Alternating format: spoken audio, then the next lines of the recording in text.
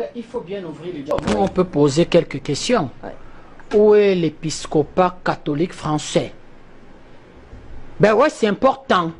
La France est une terre catholique. La fille aînée de l'église catholique. Oui, il se prononce partout, sur toutes les questions en Afrique.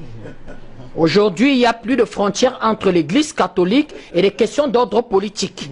Ben, cet épiscopat, en fait, à Paris, le président de la conférence épiscopale en France, on ne l'entend pas. Deuxième des choses, où est le Fonds monétaire international? La troisième des choses, ça je veux faire rire. Vous allez comprendre même, c'est pour faire rire. Où est l'ambassadeur du Cameroun pour demander à M. Macron, en fait, d'engager rapidement un dialogue avec les corps sociaux en France? Non, ça fait rire. Je rappelle à mon grand frère Célestin Diamène, le RSA en France, c'est 450 €. Quand vous l'avez, effectivement, vous vivez dans une chambre de foyer. En plus, on vous donne en fait on vous donne des bons alimentaires. Ça veut dire qu'avec 450 €, vous ne vivez dans aucune grande ville française. Aucune. Vous vivez dans une chambre de foyer déjà subventionnée. Le SMIC en France, c'est dans les 1300 €. Un logement assez confortable à Paris, il faut aller chercher au-dessus de 1000 €. Ça veut dire qu'avec 1300 € en France, à Paris, vous ne fondez pas de famille. Vous n'allez pas en vacances. Vous ne vous offrez pas, en fait, comment je vais dire que vous n'allez pas au théâtre. Je ne parle même pas d'aller manger au moins une fois par semaine dans un bon restaurant.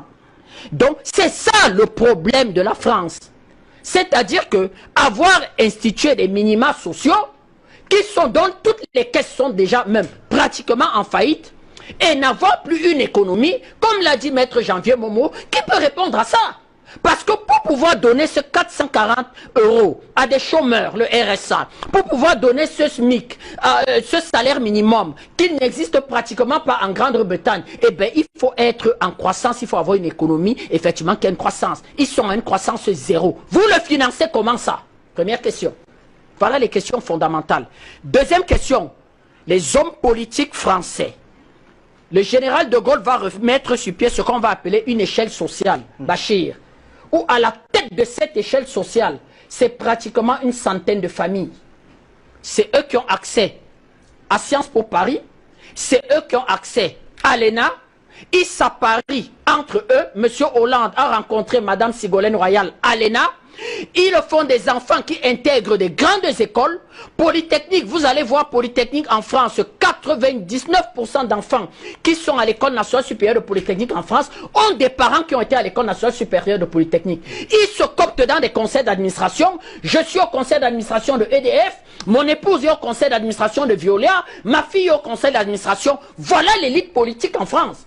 Et cette élite politique est partie de 200 000 chômeurs en 1968, quand on chasse le général de Gaulle, à aujourd'hui 6 millions de chômeurs et 10 millions de pauvres. Échec total. Donc nous pouvons recevoir des leçons de bonne gouvernance de tout le monde, mais pas d'eux. Pas d'eux. C'est-à-dire que nous, au NNP, on ne le supporte plus. On ne peut pas. Voilà le bilan des hommes politiques. Quand M. Célestin Diamène, militant du MRC, parti ultralibéral, soutient M. Macron, on comprend les connexions. Alors, je m'arrête là. En tout cas, il a dit qu'il le soutienne et qu'il ne le soutenait pas. Mais je vais revenir. Je m'arrête là. Oui, modèle économique, choix économique. Voilà les limites du tout libéral. Le rôle de l'État. Il faut désengager l'État. Mais quand on désengage l'État, qu'est-ce qu'on fait? Eh bien, les pans entiers de l'économie sont tombés entre les mains d'un certain nombre, en fait, de lobbies et de familles. Pareil, un exemple, Bachir, c'est 8 familles en France qui ont le monopole de l'agro-distribution en France et de la grande distribution. Famille Auchan, famille Casino, famille Carrefour, famille Leclerc. 8 familles. Je ne parle pas des petits distributeurs de quartier. Je parle de la grande et de la méga distribution. Bachir, voilà les limites. Autre chose, les choix sur la taxation.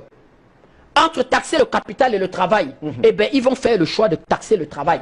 Ça veut dire que tout ce qu'on appelle la classe moyenne, les gilets jaunes là, c'est la classe moyenne. Est-ce que ça justifie le fait, l'appellation en tout cas, puisque c'est un peu ce que pensent ces gens-là, que le président Macron serait le président des riches? Mais le président Macron, il est porté par ce que je vous dis, il est porté par des familles.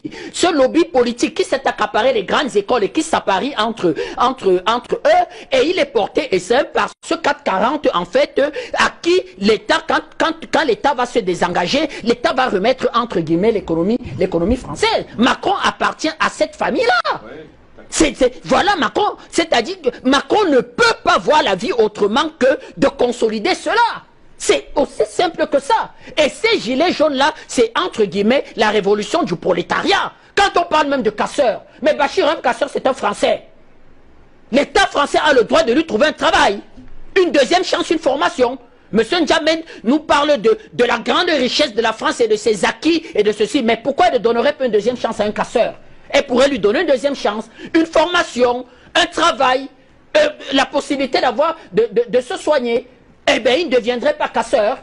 Eh bien, quand dans ta famille, vous avez un méga délinquant qui est votre enfant, eh bien, les responsabilités peuvent incomber aussi au père d'avoir assumé un mauvais encadrement à cet enfant pour qu'il devienne délinquant. Donc, le modèle économique là, c'est-à-dire que du rôle de l'État, de désengager l'État et de dire que c'est le marché qui va tout réguler. Mais le marché s'en fout des pauvres. Je vous donne un exemple. Monsieur Mittal, numéro 1 de l'acier dans le monde, il va partir de France, il va délocaliser, il va partir de France, alors qu'il faisait des bénéfices.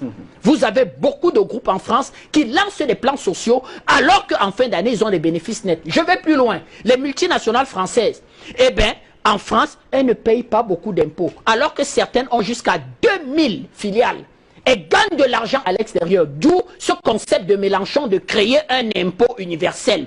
De dire que ces grands groupes français allons taxer les multinationales, les filiales qui sont ailleurs. Ça veut dire que Total ne serait-ce que dans la CEMAC à près de 450 filiales. Mais pourquoi on n'irait pas chercher l'argent là-bas? Vu que Total, quand vous regardez les bilans de Total en fin d'année en France, eh bien c'est à la limite de 2 millions d'euros de résultats nets. Alors que c'est la première entreprise française avec pratiquement près de 30, 40, 50 milliards d'euros de bénéfices et de chiffres et de résultats nets.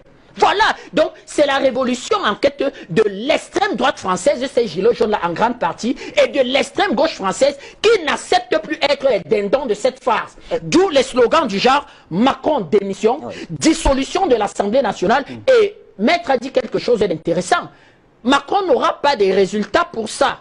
Il pourra faire tout son blabla. J'ai bien peur que ça contamine les étudiants. Si ça contamine les universitaires, ça contamine les étudiants, ça contamine d'autres corps sociaux, et ça en est terminé. C'est une dissolution de l'Assemblée nationale. J'ai bien peur pour Macron qui n'arrive à la fin de son mandat. Sortir, est-ce qu'il doit monter encore au créneau? Est-ce qu'il doit monter au créneau? Mais on n'est pas monté au créneau. C'est-à-dire qu'il faut refaire l'architecture. C'est-à-dire qu'il faut dire aux chômeurs français qu'on ne te donne plus RSA. On ne peut pas vivre au-dessus de ses moyens, Bachir. Vous ne pouvez pas rationner chez vous en allant emprunter chez le boutiquier. À un moment donné, le boutiquier vous explique, excusez-moi, est-ce qu'ils sont à 2000 milliards d'euros d'endettement? Et chaque jour, la France lève l'argent sur les marchés. Mais la France vivra comme ça jusqu'à quand? Je vous donne un dernier chiffre. L'industrie d'un pays comme l'Indonésie est largement plus performante aujourd'hui que l'industrie française. Je parle de l'Indonésie, d'un pays comme l'Indonésie. Et alors, qu'est-ce que Macron a comme solution? Eh bien, tout simplement, c'est qu'ils disent aux Français qu'à partir d'aujourd'hui, vous allez souffrir comme nos frères africains. Il n'y a plus le choix pour vous. C'est dur. La situation est compliquée. Déjà, vous savez que Fillon avait dit au temps de gérer Chirac que les caisses sont vides. Sarkozy l'a rappelé rapidement en lui disant que le Premier ministre ne le dit pas. Mais M. Fillon avait eu le courage de dire que je suis à la tête d'un pays dont les caisses sont totalement vides. On ne gère pas une économie en gérant l'endettement, Bachir. Voilà en fait la situation de ces gilets jaunes-là. Et nous soutenons ce mouvement des gilets jaunes. Et ça doit faire réfléchir les peuples africains. C'est-à-dire que pour nous, les nationalistes, de dire que vraiment, s'attendre encore à avoir un bonheur avec la France. Ne rentrons pas dans la question que je voulais poser à Pachiam Pafendom. Donc là, ça, je crois que c'est sa chasse gardée.